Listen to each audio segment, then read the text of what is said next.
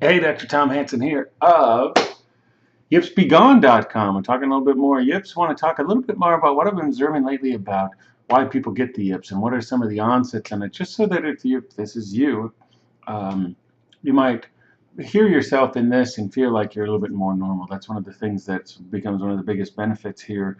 The whole Yips Be Gone site is people read through. It's like, oh my gosh, I'm not a complete freak.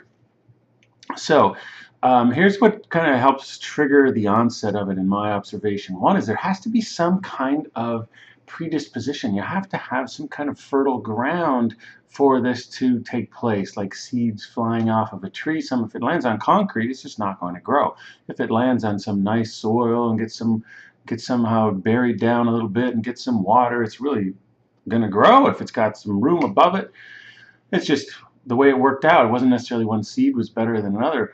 The ground was fertile for this to take place, and that must have happened with you because you've probably made bad throws before, or had bad putts, or bad whatever. Your issue is this happened before, and it happens to other people a lot. Like somebody makes a bad throw, and the coach goes, "Throw the ball, Jonesy, throw the darn ball," and the guy's like, "Okay," and he throws it, and he's fine. Whereas it happens to you, perhaps, and it's a big problem.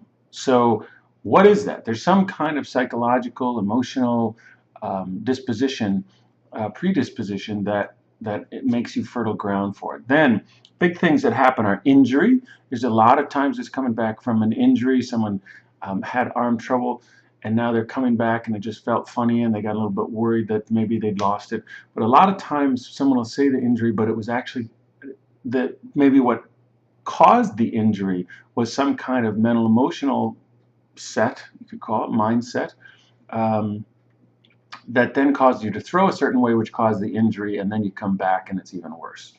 So that's a good one. A coach yelling, as I mentioned, just can stick in there. Dad, more so than mom. Mom doesn't come up a lot in this, but comes up a lot in other areas.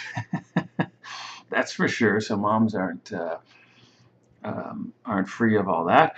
A really big one is a transition. If you're going into a transition from one level to a next, as soon as you get to another school, I mean, I've had half the people at times I'm working with, be freshmen, either in high school or in college. There's some kind of transition. So now the temperature, the pressure has dialed up, and you can't quite handle it, much like you can't play the most recent version of Call of Duty or any other video game on an operating system, a gaming system that's 6 years old.